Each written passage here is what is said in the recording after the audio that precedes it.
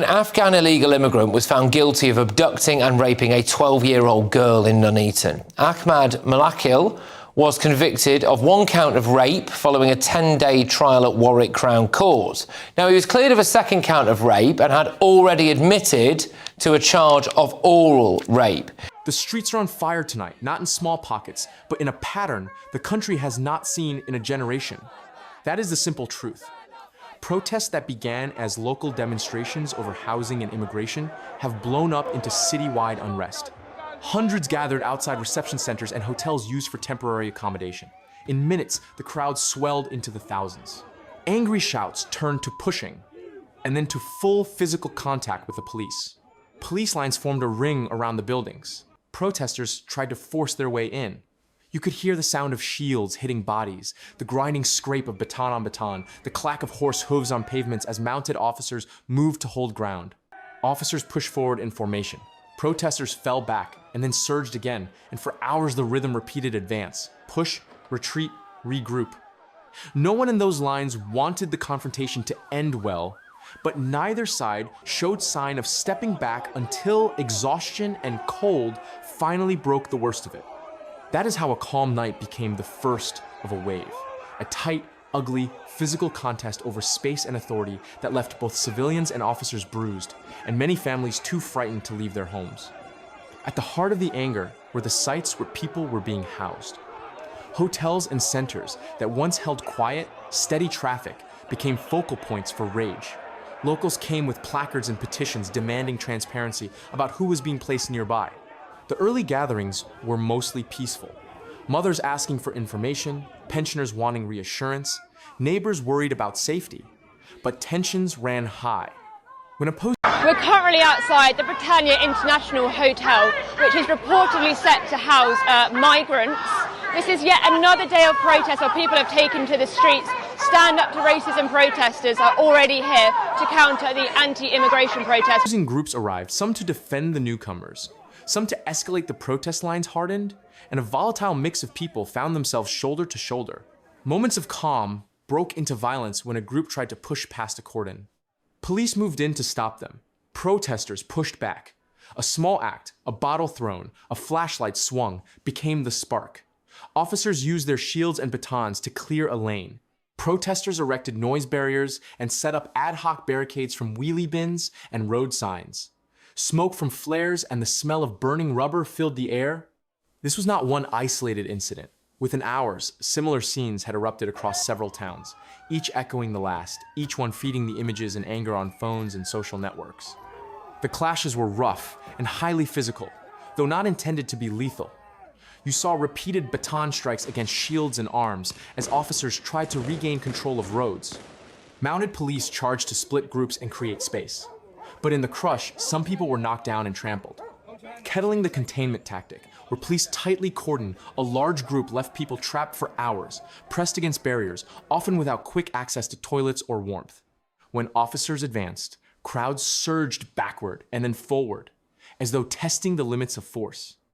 Water cannon was used in a few places to break up the largest concentrations of people. In others, officers fired non-lethal projectiles and used loud hailers to order dispersal. The footage that spread online showed shields scraped, helmets dented, and officers physically restraining people while others tried to pull them free.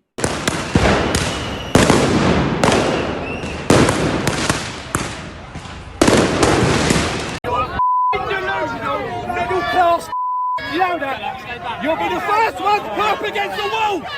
Protesters reported bruises, broken phones, and torn clothing. Police reported injuries to hands, ribs, and knees. Ambulances ferried both civilians and officers to hospital for treatment of contusions and lacerations.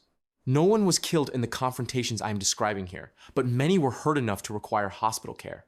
That physical toll, the aching limbs, the stitches, the shocked children who watched from upstairs windows became the human detail beneath the dramatic headlines. There were also repeated attempts by aggressive groups to breach the perimeters of specific accommodation sites. Where security lines were thin, small groups forced their way past gates and pushed into car parks. In response, security staff and police formed inner rings, using shields, ropes, and vehicles to keep people out. Protesters responded by hurling bottles, flares, and other projectiles. Officers used baton charges and pushing maneuvers to clear space. In some town centers, shopkeepers boarded windows and locked doors after stones smashed glass. Crowds diverted their fury into nearby high streets and clashed with riot lines in a pattern of move, clash, scatter, regroup. Each time the crowd retreated, it learned and returned differently formed, with new tactics and new numbers. That iterative escalation made policing the events more difficult. Every planned containment suddenly had to deal with spontaneous new fronts of action. The human stories behind the clashes make the picture less abstract. In one suburb, a woman with a toddler reported she was trapped at home while protesters banged on the front doors of a nearby hotel late into the night. In another, an elderly man broke down when he saw the damage to a community center he had helped build. He had not expected a fight in his street. Police families were equally affected. Officers working long shifts returned to houses where their partners worried openly about their safety. Ambulance crews reported being stretched to the limit, treating lacerations and concussions as if they were routine weekend riot casualties.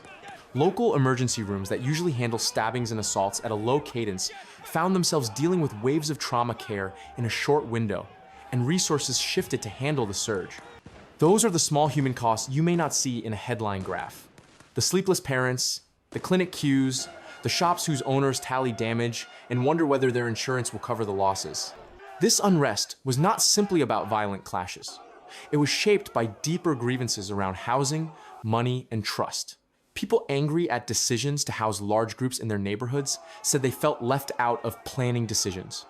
They claimed councils had not properly consulted them. They said they had not been told who would be living close by, and that communication had been poor. The people who gathered outside hotels often wanted to lodge complaints or demand safety measures. For others, the issue was economic. They saw money being spent on accommodation and meals they believed should be directed to local priorities, social care, heating allowances, and community repairs. That sense of being squeezed financially added tinder to the flame. Where people feel their needs are ignored while public money is spent in a way they do not support, frustration can become a public demonstration.